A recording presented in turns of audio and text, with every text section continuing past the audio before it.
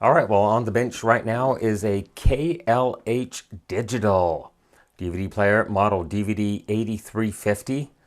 Oh, it does play the Kodak picture CDs. Take a look at it. No disc inserted at the moment.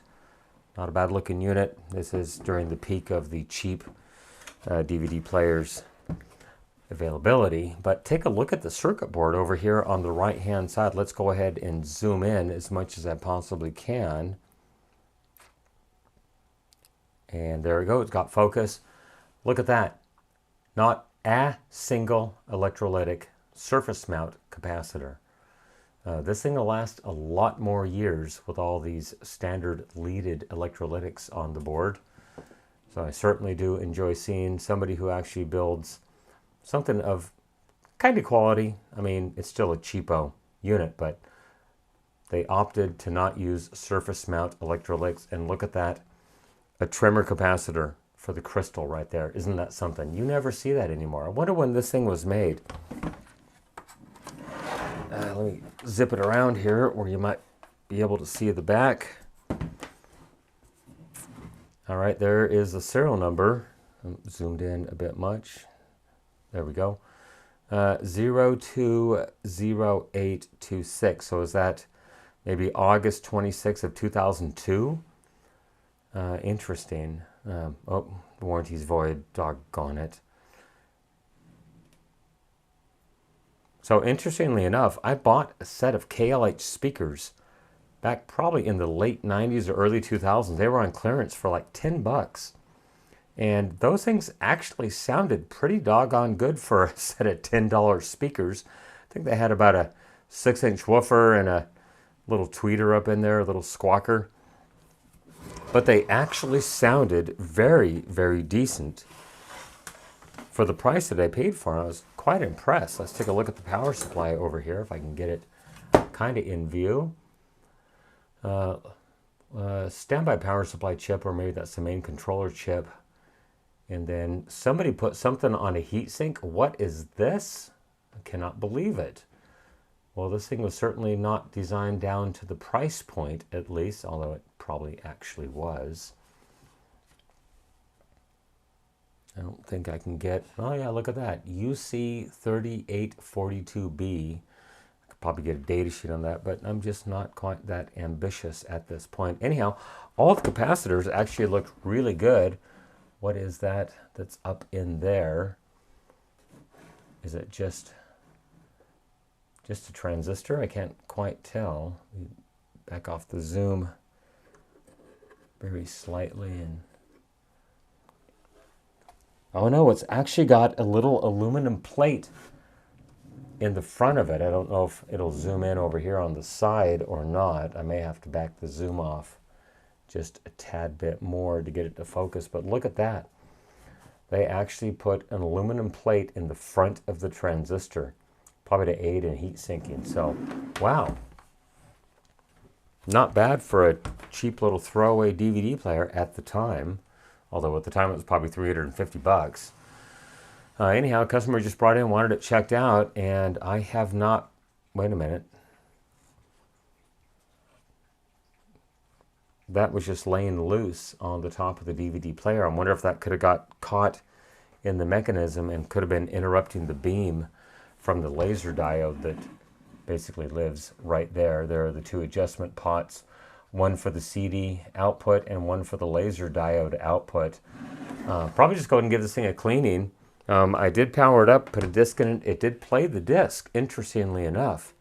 So I'll probably just go ahead and give it a cleaning and return it back to my customer with just a half-hour charge on it. But doesn't look too bad for a crappy DVD player, honestly.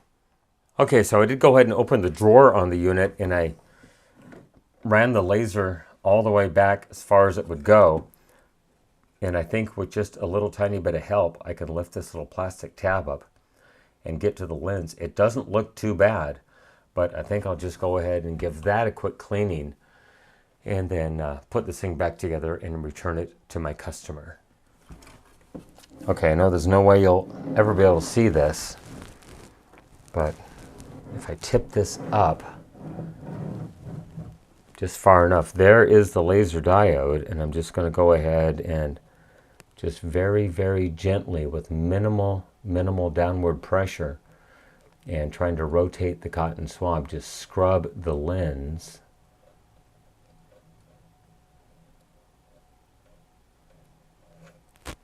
And then with the dry end, I'll do the exact same thing.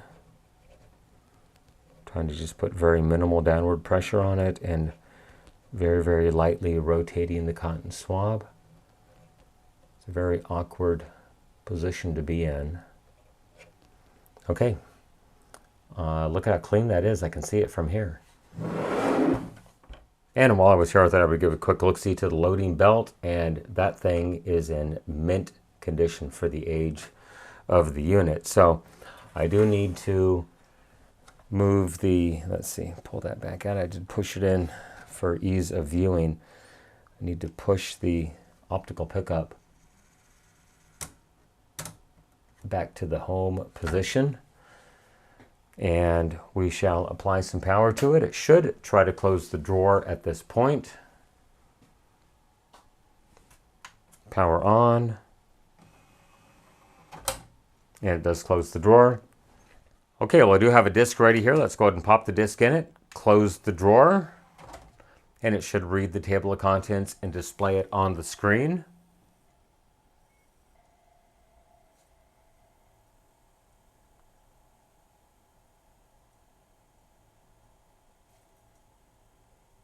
And it did. DVD video. Let's hit play.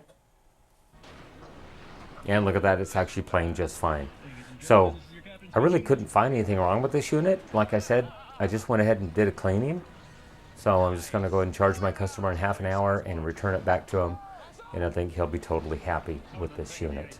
Everyone, thank you for making it to the end of this really weird little troubleshooting on video. Go and leave me a question, a comment, a concern down below, good or bad. I try to respond to the comments when I have time.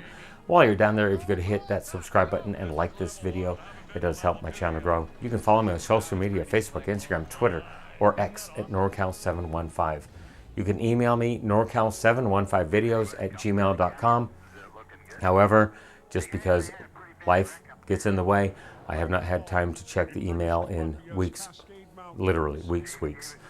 Just so much going on in my life right now. So if you want to contact me, please just leave me a comment in one of the videos. Chances are I'll see that before I actually read an email. And this is the middle of February 2025. All right, everyone, thank you for making it to the end of this video. I really, really appreciate it. Everyone have a great day. Once again, thank you so much for watching. Bye-bye. We're moving forward. We've got some really good people.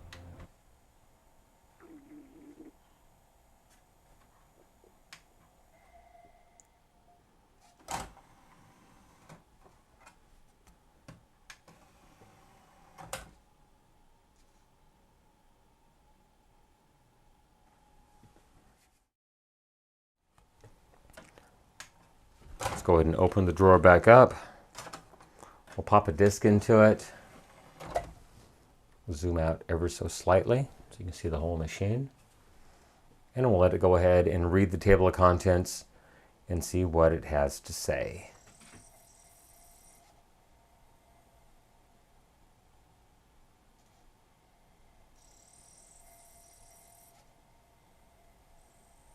It shows loading on the screen. Oh, I should get my capture device set up, I guess. One moment.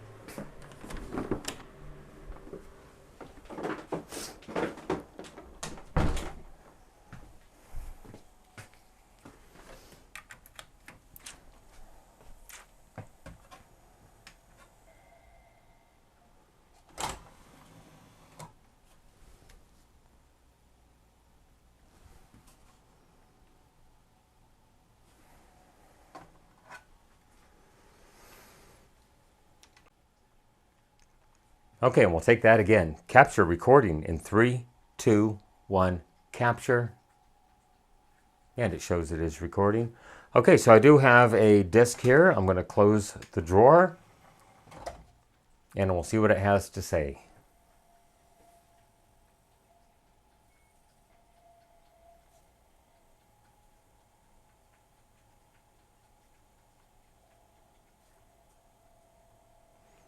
And it did read the table of contents, so I'll go ahead and hit play.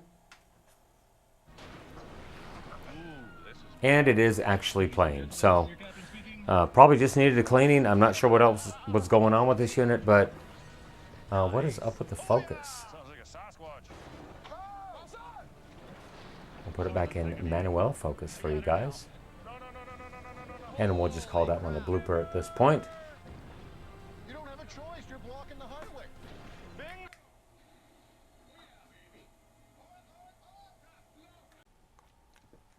Okay, and we'll certainly take that again. Capturing in 3, 2, 1, capture.